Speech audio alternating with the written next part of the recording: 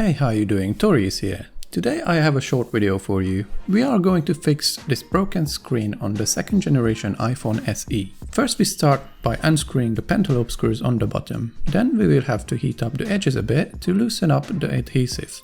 We can easily slice through the adhesive with a couple of plastic picks, making sure not to go too deep. After opening the phone, we need to remove a couple of screws and two metal shields. The first thing I always disconnect is the battery, just for safety reasons.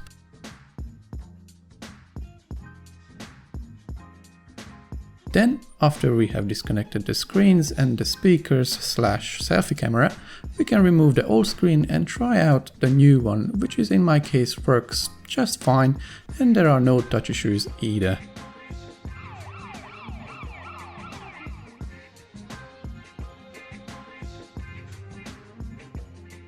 Now it's time to transfer everything from the old screen to the new one. First I start with the speaker/selfie camera/sensors. It is held by a couple of Phillips head screws and a metal bracket. I always recommend to use some heat or isopropyl alcohol to make the removal easier. Then the next thing to remove is the home button. Now this one needs a different screwdriver, the so-called tri or Y head. Then we can remove the metal bracket. Oh, and also don't forget, we have to disconnect the button before we can remove it.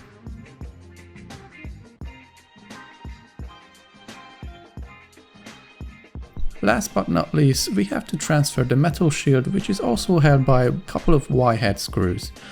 Apple really likes to use different screw heads just to make it a bit harder to fix their phones. By the way, if you check on the right side, you can see how I organize my screws and everything that comes out from the phone, and I recommend that you do the same because some of these screws are only meant to go to their own place.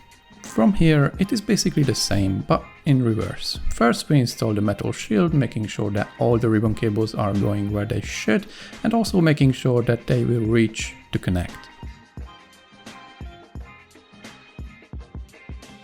Then we can place the home button back and connect it. With the screws, I just want to warn you not to over tight it. Everything is quite fragile here and don't want to mess it up when we are almost finished with the work. After that, we can put the sensors and the speaker back and secure it with the screws.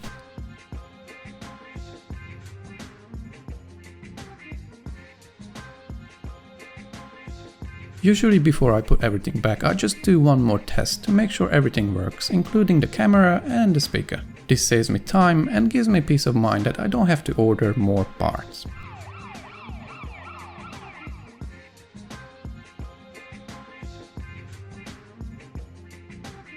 Everything seems in order, so it's time to close the phone back. But before that, we need to make sure that we clean the edges of the phone so the new forbidden cheese will stick better.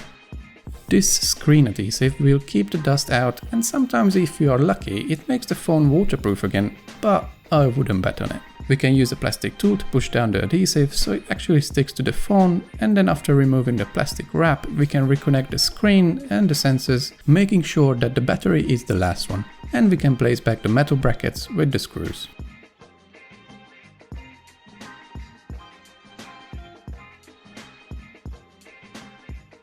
Finally, we can close the phone back with the satisfying crunch and put back the pentalobe screws on the bottom.